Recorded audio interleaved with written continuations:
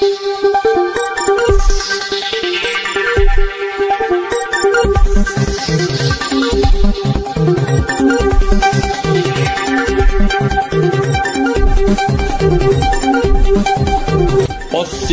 Madhesh news.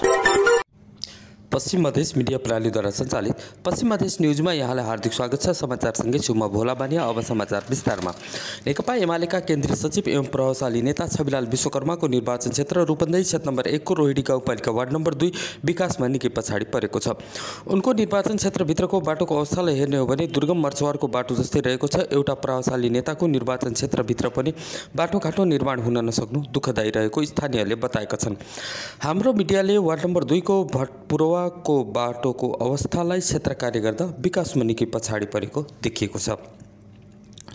भटपुरवादेखि सैलिहवासम्मको बाटोको क्षेत्र कार्य गर्दा यो बाटोमा वर्षायाममा हिँडडुल गर्न निकै समस्या भएको स्थानीयले बताएका छन्। उनीहरूका अनुसार छविलाल विश्वकर्मा लगातार यो क्षेत्रबाट 2 पटक चुनाव जिते तर अब जित्नेवाला छैनन्। यो निर्वाचन क्षेत्रमा विगतदेखि वर्तमानसम्म जो आए पनि विकास गर्न नखोजेको स्थानीयको भनाइ छ। देशमा 3 तहको सरकार छ तर अब तीनै तहले पारा आफ्नो देखाइसकेका छन्।